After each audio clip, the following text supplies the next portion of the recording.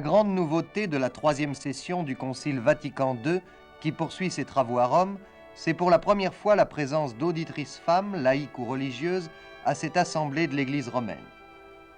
À ce sujet, notre envoyé spécial, Jean Lanzy, a interviewé l'un des 13 auditeurs laïcs du Concile, M. Raymond Manzin, directeur du Journal du Vatican, l'Observatore Romano. Monsieur Manzini, est-ce que vous avez été surpris par cette annonce du Saint-Père? Non, pas surpris. L'année dernière, lorsqu'on a terminé la session du Concile, le Saint-Père avait reçu les auditeurs.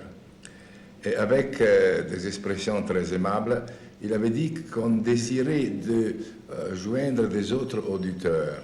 Et puis, il avait dit aussi, et puis il y a les femmes. Et il me semble que c'est une décision très importante parce que pour les principes, naturellement, comme le Saint-Père a dit hier, c'est une présence symbolique parce que c'est seulement quelques représentants de l'Organisation féminine internationale catholique et puis surtout des ordres religieux féminines.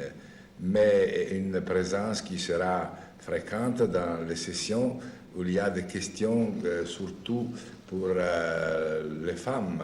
Qui intéressent les femmes. Qui intéressent les femmes, oui. Et il y en a de ces questions au cours de cette troisième session. Il y en a session. beaucoup. Toutes les questions de la vie sociale, de la famille, de l'éducation, de la position de la femme dans la société moderne, de la paix, de la collaboration dans tous les domaines de la vie publique et de la vie privée. Après un auditeur, nous sommes venus voir une auditrice possible.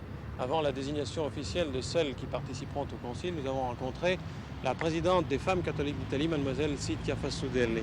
Je voudrais vous demander tout d'abord ce que, d'après vous, le pape a voulu faire, quelle signification il a voulu donner à son geste. Je pense que le pape a voulu faire un geste qui représente une manière forte et éclatante face au monde et combien l'Église donne d'importance et de confiance dans la femme quand elle est engagée profondément dans la vie profonde de l'Église. Cette féminisation, toute relative et toute réduite du Concile, on l'attendait, le cardinal Swenens en avait parlé lors de la deuxième session. Vous n'avez pas été tout à fait surprise? Oh non, c'était normal qu'un bon jour ça devait arriver.